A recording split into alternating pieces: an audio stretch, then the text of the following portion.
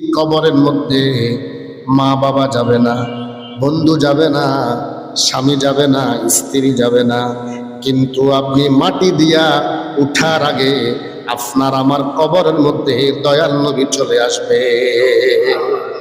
সুবহানাল্লাহ। বিশ্বাস আছে তো?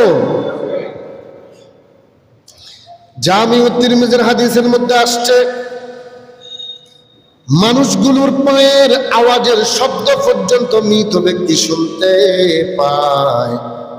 আমাদের এমন ধর্মেরও আমরা অনুসারী, ইন্নাদ-দীনা ইনদাল্লাহিল ইসলাম, যে ইসলামটা কারো বানানো কোনো ধর্ম না, নিজের হাত দিয়া বানাইলাম আবার ভেঙে ফেললাম, ওইরকম কোনো ধর্ম না। এটা হলো আল্লাহর মনোনীত একটা বিষয়ের উপর যদি আপনার ঈমান না আসে, আপনি প্রকৃত মুমিন হতে পারবেন না। ঈমানের শাখা ৭০টিরও বেশি, তার মধ্যে প্রধান শাখা হলো ৭টা, যাকে আমরা বলি ঈমানে মুফাসসাল। নাম কি?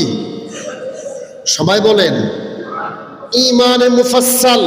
আমার সাথে বলেন আমানতু বিল্লাহি ওয়া মালাইকাতিহি ওয়া কুতুবিহি ওয়া রুসুলিহি ওয়াল ইয়াউমিল আখিরি ওয়াল কদরি খাইরিহি ওয়া শাররিহি মিনাল্লাহি তাআলা ওয়াল বা'সি বাদাল মাউত।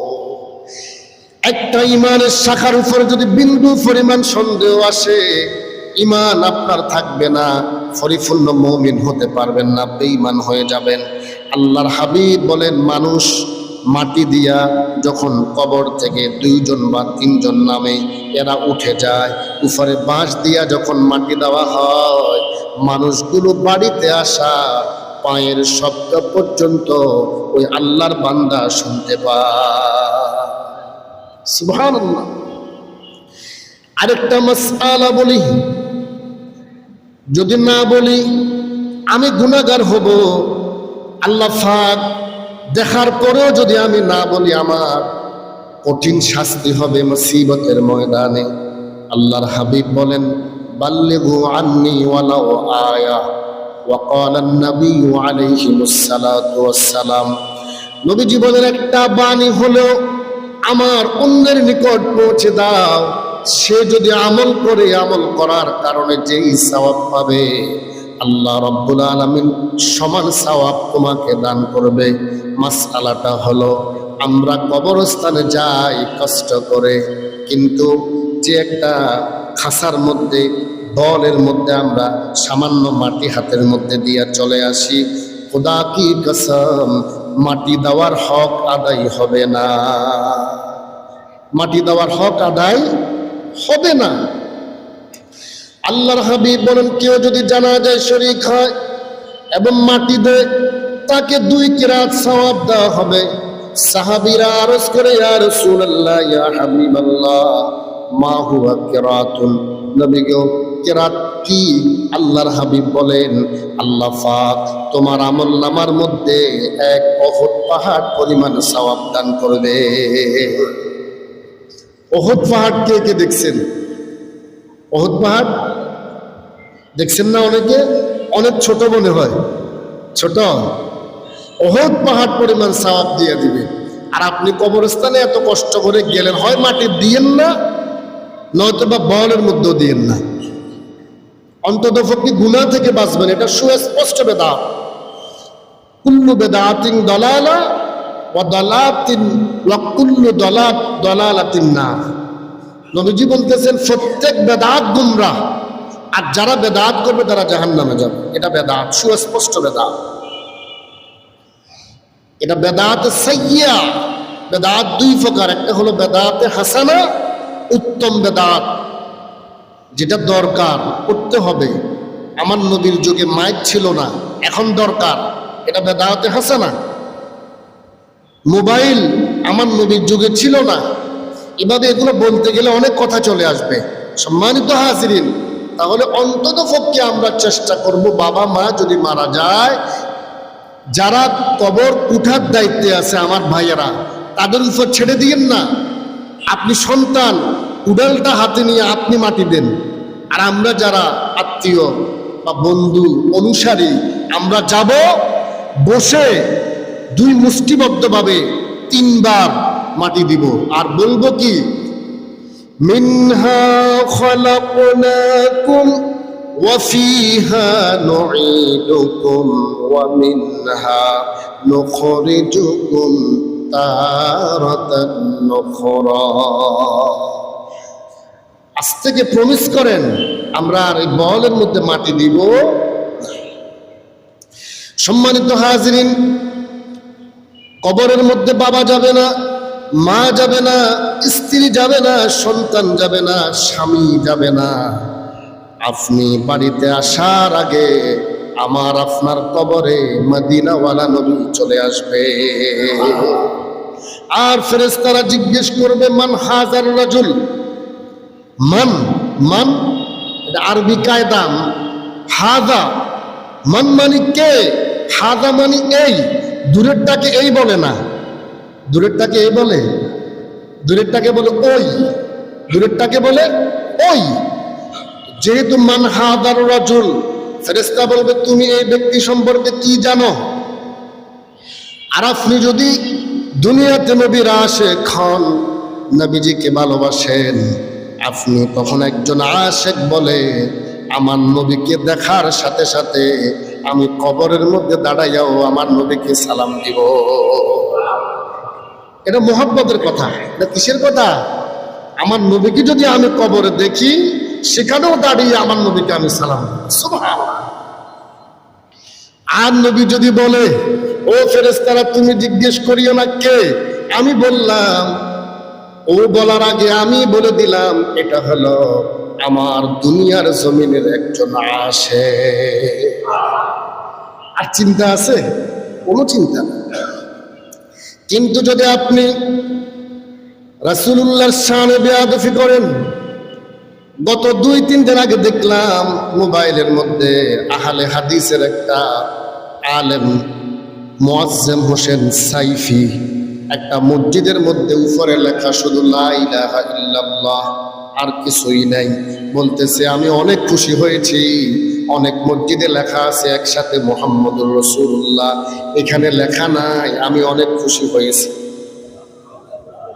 অবস্থা দেখছেন? বলতেছে আমি অনেক খুশি হয়েছি, অনেক মসজিদে পূর্ণাঙ্গ কালিমা লেখা, আর এখানে শুধু লা ইলাহা ইল্লাল্লাহ। তো তারা তো যাবে তাদের মসজিদে, তারা কি আমাদের মসজিদে আসবে?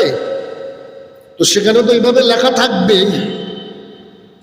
আহা, আচ্ছা বলেন তো, কোনো একজন বেঈমান যদি মুসলমান হওয়ার জন্য নিয়ত করে আর যদি সারা জীবন বলে লা ইলাহা ইল্লাল্লাহ, লা ইলাহা ইল্লাল্লাহ, সে কি মুসলমান হবে? আরে রব তো সবাই মানে, অর্থাৎ ভিন্ন ভিন্ন নামে, নবী সবাই মানে না, এই জন্য সবাই মুমিন হতে পারে না। লা ইলাহা ইল্লাল্লাহ এটা হলো তাওহীদ। এটা কি? তাওহীদ। মুহাম্মাদুর রাসূলুল্লাহ সাল্লাল্লাহু আলাইহি ওয়াসাল্লাম, এটা হলো রিসালাত। এজন্য আমরা যারা সুন্নি মানুষ, আমাদের মাহফিলের মধ্যে আমরা বলি নারায়ে তাকবীর, আল্লাহু আকবার, নারায়ে রিসালাত, ইয়া রাসূলুল্লাহ। এবার আপনি 100 বার বলেন বাংলাদেশ জিন্দাবাদ, আমাদের কোনো অসুবিধা নাই। আমাদের অসুবিধা হবে তখন যখন আপনি বলবেন নারায়ে তাকবীর, আল্লাহু আকবার, বাংলাদেশ জিন্দাবাদ। আমরা তখন বলবো কিরে ভাই, আমার নবীর রিসালত কোথায়? কথা বলেন। এটার নামে তো নবীর মোহাব্বত। নবীজি যদি বলে তুমি যে নারে তাকবীর আল্লাহু আকবার বাংলাদেশ জিন্দাবাদ বলছো, আমার রিসালাত বলো নাই কেন? কি জবাব দিবেন বলেন? বাংলাদেশ জিন্দাবাদ, হুব্বুল ওয়াতানে মিনাল ঈমান, দেশপ্রেম ঈমানের অঙ্গ, নিজের দেশকে ভালোবাসতেই হবে। নবীজি যখন হিজরত করার জন্য মক্কা থেকে মদিনা যাচ্ছেন, বারবার বারবার শুধু মক্কার দিকে তাকায়। সাইয়েদনা আবু বকর বলে, ইয়া রাসূলুল্লাহ, ইয়া হাবিবাল্লাহ, বেঈমানগুলো আপনাকে থাকতে দিল না, কেন বারবার তাকান? বলে, আবু বকর, এটা আমার মায়ের দেশ, এটা আমার বাবার দেশ, এটা আমার জন্মভূমি। নিজের জন্মভূমিকে ভালোবাসা এটা ঈমানের দাবি। আর আল্লাহ পাক বুঝার এবং মানার আমল করার তৌফিক দান করুক আমিন। আমার দয়াল নবী কবরে চলে আসবে, আর যে নবীজির আশিক না, এই যে লা ইলাহা ইল্লাল্লাহ এটা যে অনেকে লেখে, মুহাম্মদুর রাসূলুল্লাহ লেখে না। ওয়াল্লাহি বিল্লাহি তাল্লাহি, তিনবার খোদার কসম করে বলি, তুমি যে এটা করতেছো শুধু লা ইলাহা ইল্লাল্লাহ। ও আবার বলল কি আল্লাহু একসাথে, মুহাম্মদ আরেক পাশে, এটা লেখাও শিরিক। নাউজুবিল্লাহ বলবেন না? অথচ আল্লাহ পাক কোরআনে যত জায়গায় বলেছেন আতিউল্লাহ ওয়া আতিউর রাসূল, প্রত্যেক জায়গায় আল্লাহ পাক বলেছেন আমার ইতাআত করো, এরপরেই বলেছেন আমার হাবিবের ইতাআত করো। আর বেঈমান বলে না এটা লেখা যাবে। মুসিবতের ময়দানে ফেরেশতারা আপনাকে তাড়াইয়া দিবে, সোকান সোকান দূর হও, তুমি দূর হও, দুনিয়াতে ফিতনা করেছ নবীর শানে, বেয়াদফি করেছ। আল্লাহর হাবিব হাউজে কাউসারের পেয়ালার পানি পান করাবে, কিছু মানুষ যাওয়ার পরে ফদ্দা ফড়ে যাবে। এবার তারা বলবে হায় হায় কেন? ফেরেশতারা বলবে এই জন্য তুমি দুনিয়াতে থাকিয়া নবীজির বিরোধিতা করেছ, আজকে এই জন্য ফদ্দা তোমার সামনে পড়ে গেল। আমরা নবীর আশিক হব ইনশাআল্লাহ, বলেন।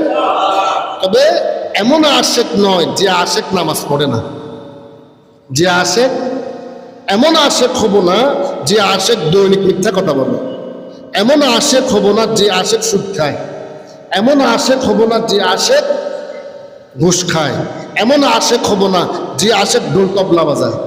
কথা বলেন। আমরা হব প্রকৃত আশিক। আমরা হব কি বলেন না? আমরা এমন আশিক হব না যে আশিক দাড়ি কাটে। কথা বলেন। যে আশিক কেটে কেটে কেটে কেটে কুচি কুচি করে, ওইরকম আশিক আমরা প্রকৃত আশিক হব। আল্লাহ পাক তৌফিক দান করুক।